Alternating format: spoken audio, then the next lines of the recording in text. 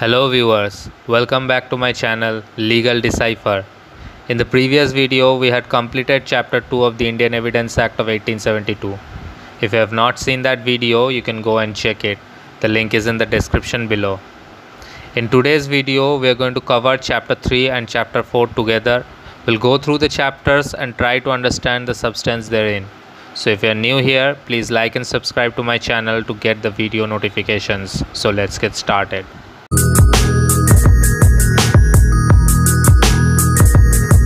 So in this video we will talk about chapter 3 and chapter 4. Now chapter 3 talks about facts which needs not to be proved. So there are some facts that need not to be proved. The court will prior hand presume those facts as proved. Section 56 talks about fact judicially noticeable need not be proved. So there are some set of facts that are judicially notable. So these facts are not needed to be proved separately in a trial or proceedings before a court. The court in itself will take notice of those facts. That is what section 56 says, that no fact of which the court will take judicial notice needs to be proved. Now, what are the facts that the court will take judicial notice of? Those facts are mentioned here in section 57. What are they? Firstly, all laws in force in the territory of India. So if there is any law in force in the territory of India, that will not need to be proved separately. The court will take judicial notice of it. Secondly, all public acts passed or hereafter to be passed by Parliament of the United Kingdom and all local and personal acts directed by Parliament of the United Kingdom to be judicially noticed. So the courts will also take judicial notice of these things. Thirdly, articles of war for the Indian Army, Navy or Air Force, that will also be taken judicial notice of. Fourthly, the course of proceedings of Parliament of the United Kingdom, of the Constituent Assembly of India, of Parliament and the legislatures established under any laws for the time being in force in a province or in the states. So these will also be taken judicial notice of. Fifthly, the accession and the sign manual of the sovereign for the time being of the United Kingdom of Great Britain and Ireland, that will also be taken judicial notice of.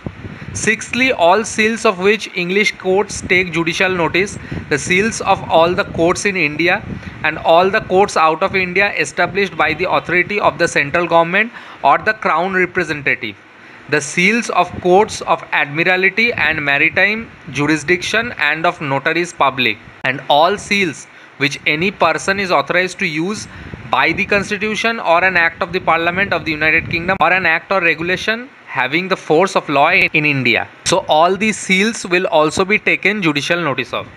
Seventhly, the accession to office, names, titles, functions and signatures of the persons filling for the time being any public office in any state, if the fact of their appointment to such office is notified in any official gazette. So all these accessions of offices, names, titles, functions, signatures, etc.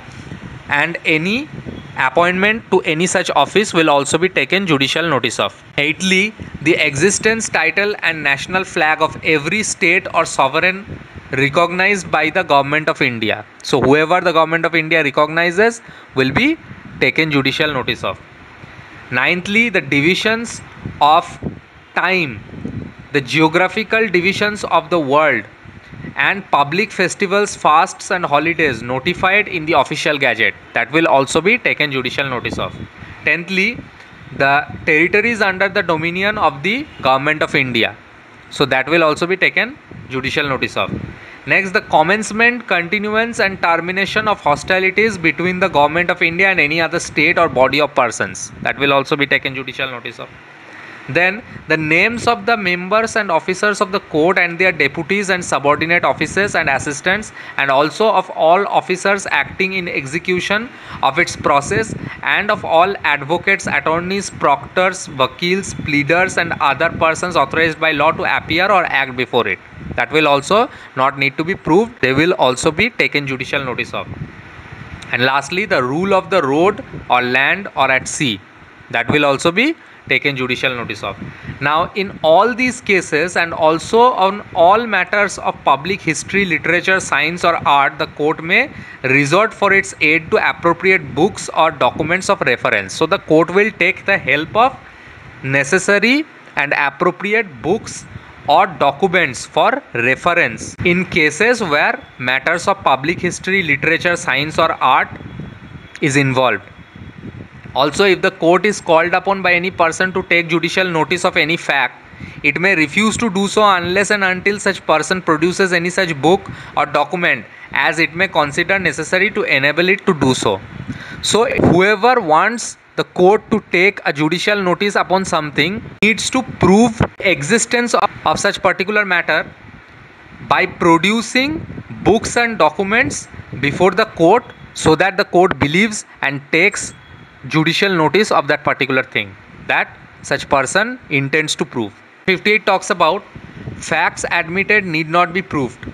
So no fact needs to be proved in any proceedings which the parties thereto or their agents agree to admit at the hearing. So whatever has been agreed between the parties at the time of hearing, that does not need to be proved separately, or which before the hearing they agree to admit by any writing under their hands, or which by any rule or pleading in force at the time they are deemed to have admitted by their pleadings. So if they have already written it in their pleadings or if they have orally admitted it, that does not need to be proved again, provided that the court may in its discretion require the facts admitted to be proved otherwise than by such admissions. So the court can alter and regulate the method of proving such facts otherwise. Now that is the end of chapter 3. It is a very short chapter. We will move on to the chapter 4, which deals with oral evidence. So that is also a very small chapter. Let's quickly go through it. Section 59 talks about proof of facts by oral evidence. It says all facts except the contents of document or electronic records may be proved by oral evidence. So oral evidences can cover everything except documents or electronic records. To prove a document or an electronic record, that particular document or electronic record needs to be proved as per the provisions of the Indian Evidence Act. Now section 60 talks about oral evidence must be direct. It says oral evidence must in all cases whatever be direct. Especially it should refer to a fact which could be seen. It must be the evidence of a witness who says he saw it. So when a fact is to be proved by actually seeing that such fact exists, if such person has himself seen that particular fact, then he can give oral evidence about it. So it needs to be direct. Or if it refers to a fact which could be heard, it must be the evidence of a witness who says he heard it. If it refers to a fact which could be perceived by any other senses or in any other manner, it may be the evidence of a witness who says he perceived it by that sense or in that manner. If he has himself seen such fact, then he can give a direct oral evidence and that will be a competent witness. If it refers to an opinion on the grounds on which the opinion is held, it must be the evidence of the person who holds the opinion on those grounds. So these are the criterias. Provided that the opinions of experts expressed in any treatise commonly offered for sale and the grounds on which such opinions are held may be proved by the production of such treatise. If the author is dead or cannot be found or has become incapable of giving evidence or cannot be called as a witness without an amount of delay or expense which the court regards as unreasonable. So if such person cannot be brought before the court for any of these reasons, then any opinion may be formed by an expert by producing the treatises of such particular author. Provided also that if oral evidence refers to the existence or condition of any material thing other than a document, the court may, if it thinks fit, require the production of such material thing for its inspection. So the court is also at liberty to seek the production of any material thing other than a document which refers to the existence or condition of such particular material thing in any oral evidence. So if any oral evidence is given and in such evidence the mentioning of any material thing is there, the existence and condition of that particular thing, if the condition or existence of that material thing needs to be proved before the court may require the production of such material thing for inspection. So that's all in this video. If you like my videos, then don't forget to smash the like button and subscribe to my channel. Thank you so much for watching this video.